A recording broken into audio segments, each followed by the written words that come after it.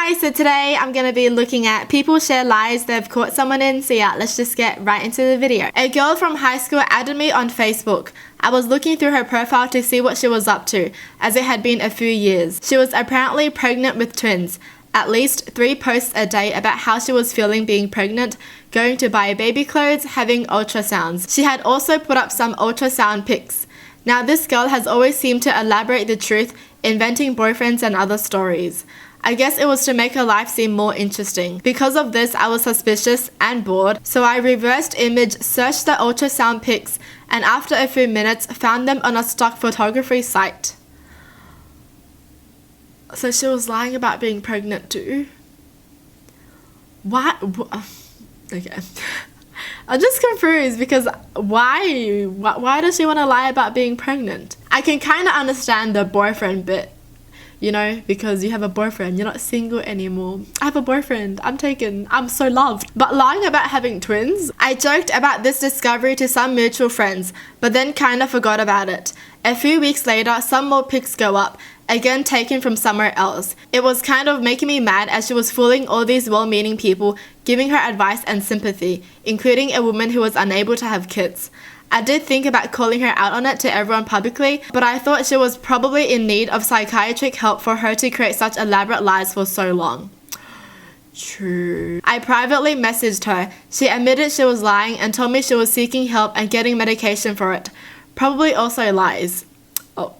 She then told me the only way to fix the problem was to pretend she had a miscarriage, which I saw her post on Facebook. A few weeks later, all the posts referring to the babies were removed.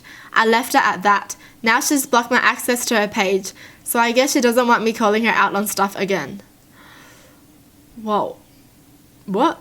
I feel like this is going a bit too far. The fact that people are helping her and giving her advice on it and spending their own time to help her while she's just lying about it is way too far.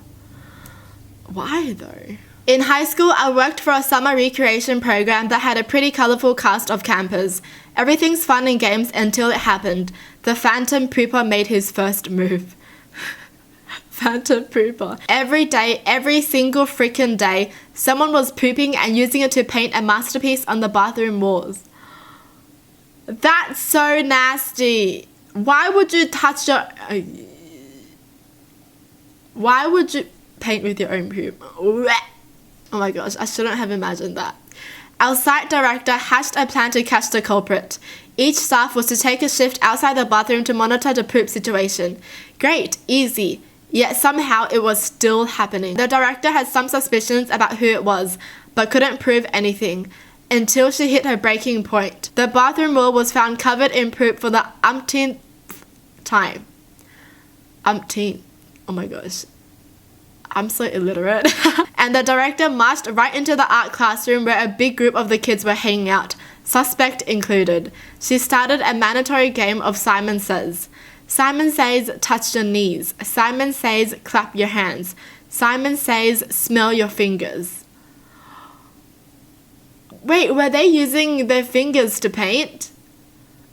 I was assuming they were, and then I thought they must have used like a paintbrush. But their fingers. Cue the room full of kids gleefully smelling their fingers, except the suspected mystery pooper. It wasn't enough proof to rat the kid out to his parents, but the look of horror on his face when he made eye contact with the director and realized she had figured him out was phenomenal. You could practically see her dusting her hands off. Mystery of the phantom pooper solved. Why would you poo and paint? Why would you use your poop to paint the bathroom? I mean, if you're gonna paint the bathroom, at least do something nice, okay? Why poo? I moved to Chicago and my wife befriended a girl at school right off the bat. She became a big part of our life, particularly since we didn't really know many people in the city. After just a few months, we were seeing her almost every day. Fast forward 2 years. My wife and I are just about to buy our first home. She's living in a nice new apartment with our good friend from back home. Her old place burned down as he was driving up to move in with her, and she is suffering from her 3rd bout with cancer. Wow, don't tell me she lied about all that. This one is really, really bad. She has to do some experimental chemotherapy to get it taken care of. But here's the thing. Some clerical error botched her insurance. She isn't covered, and they are threatening to deny treatment if she can't come up with the money to pay for it. Her family has given all they can give, and the balance has gone down from exactly what my wife and I were going to spend on our new home to something like $5,000. She leaves my wife many sobbing messages about how she's giving up hope and may as well curl up and die. My wife, being the incredible person she is, rallies everyone we know to help her. She sets up a PayPal donation blog and hundreds of dollars start pouring in. Her former boss even cuts a check for $1,000. Having grown suspicious, I refused to allow my wife to transfer any of this money over to our sick friend until we got definitive proof that this is legitimate. I insisted that she accompany her on a trip to the hospital, which was cancelled at the last minute. I eventually tracked down a phone number and called the girl's dad and asked him how to best get the donation money to the hospital. He freaks out and tells us she doesn't have cancer. She is snatched up and re-institutionalized. Turns out she's done this before, twice. She's a pathological liar, and over months of reviewing a relationship with her and describing the situation to various medical professionals, a sociopath.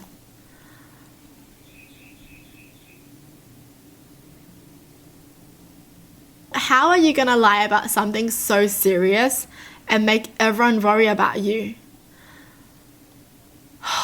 There was no fire, there was no cancer, there was no abusive, cheating ex-fiancé who probably started the fire. Those brakes didn't mysteriously stop working for 6 blocks. She was just embarrassed that she ran a stop sign. She never had MRSA. A million other little lies slowly revealed themselves in the months after in the clear light of hindsight. We've never seen or spoken to her since. Wow.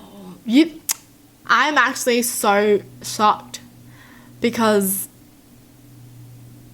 so many people cared about her. Like, these two friends cared about her so deeply. Like, shouldn't she at least feel kind of guilty and stop? You know what I mean? Like, if you're lying and then you realize your friend loves you so much and cares about you so much, wouldn't you feel guilty for lying to them? And wouldn't you just like stop lying and just stop it all? But nope. I used to use an online forum, and there was this guy who was always posting pictures of his cool car and super smoking hot model girlfriend. Only the girlfriend was actually dating my best friend at the time and lived nowhere near where this guy did. My best friend is a tall, goofy and charming as heck, so he is capable of pulling in absolutely hot women. He had just found some random image online of her. Her glamour shots were pretty popular even though they were non-bare booty. So I got to bust him because I knew the girl's actual MySpace page that said where she was and who she was dating. That is so weird. I guess I would also think about, like, are they cheating? Because why is this person stating that they're dating her? But then I know my friend is also dating her. What's going on? Some other users found his pictures of his car on a different car forum altogether, which were also lifted by him. He went down in flames, though claiming he wasn't lying until he just deleted his account. What the heck? What do people want from this? The attention? The fake life? Like, you go home every day posting about your relationship, but in reality you're single? That's so sad. My father called me up one day all angry because he couldn't get into his Gmail account. Instead of wasting time trying to figure out what his malfunction was, I asked him for the last 4 of his social so I could just reset his password and get him in. I had no idea Gmail would automatically log you in after doing the password reset. Upon logging in, I see emails from my ex-girlfriend dating back at least a month or more. Wait, why? Why has she been emailing his dad? She had broken up with me a few weeks prior. The one little summary line that will forever be burnt into my memory was, "I can't believe the way you touched me last night." Needless to say, my therapist earned quite a bit of money in the following weeks. Oh, and they got married 2 months ago. Yeah, that's right. My ex-girlfriend is now my stepmother. That's so weird! Your ex becoming your stepmom. That is actually a nightmare. What? What? I thought this only happened in movies or something. That's crazy. Oh, that's weird. That's so weird to think about. I can't. What? No. put yourself in this situation. Imagine your ex-boyfriend dating your mom and then they're gonna have kids. No.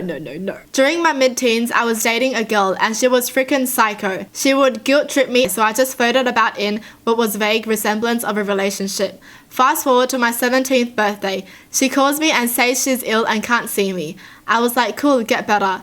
At this point, I was just happy I could spend my birthday with my friends in peace without her talking about her depression. However, as my mates and I walked down the road that day, we saw her and her friend on a double date and she was kissing some dude at the bus stop. I see her friend sees me. She looks at me. A stare off ensues. I told her to never contact me again. I blocked her, but she and her friends would call from random numbers threatening me. I pretty much just told them to bug off too. After about 3 weeks, all contact stopped. How are you gonna threaten him to stay with you when you're the one that cheated on him? That doesn't make sense. Why isn't she like apologizing or something? You know what I mean? Like if you did something wrong, you should apologize first and not guilt trip someone. Like, oh my gosh, I was cheating on you, but you better stay with me, else I'm gonna do this. What? Well, that's it for the video. I hope you guys enjoyed. Tell me in the comments down below what your thoughts are. And as always, thanks for watching. Hope you guys liked it. And I'll see you guys next time. Bye!